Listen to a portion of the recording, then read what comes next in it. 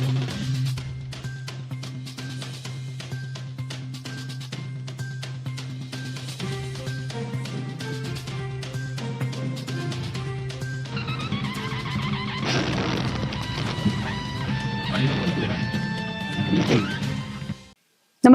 आपण पाहता Hirkani news. Hirkani news प्रत्येक क्षण ताज्या घडामोडी आणि महत्त्वाच्या प्रत्येक बातमीसाठी नेहमी तत्पर. राजेश क्षीरसागर यांना अडचणीत आणण्याचे षडयंत्र.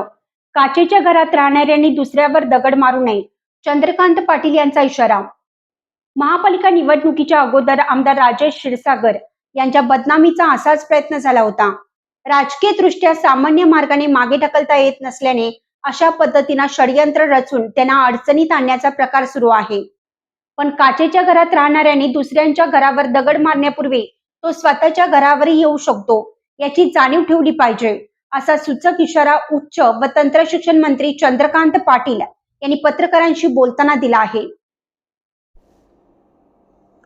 पण काचेच्या घरात राहणाऱ्यांनी दुसऱ्यांच्या घरावर दगड मारण्यापूर्वी तो स्वतःच्या घरावर येऊ शकतो याची जाणीव ठेवली पाहिजे, असा सूचक इशारा उच्च व तंत्र शिक्षण मंत्री चंद्रकांत पाटील यांनी पत्रकारांशी बोलताना दिला. केंद्रीय गृहमंत्री अमित शाह यांचा गेल्या आठवड्यात कोल्हापूर दौरा झाला होता. त्यांचा दौरा यशस्वी करण्यासाठी महायुतीतील नेते मंडळींनी कंबर कसली होती.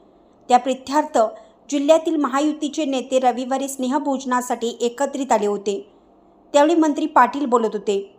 मंत्री पाटील म्हणाले, राजेश क्षीरसागर यांना कॅबिनेट मंत्र्यांचा दर्जा असल्याने त्यांच्या नावावर कोणताही प्रस्ताव आणण्यासाठी विधानसभा अध्यक्षांची परवानगी आवश्यक असते. संसदीय आयुक्तांचा वापरही नियमानुसारच करावा लागतो.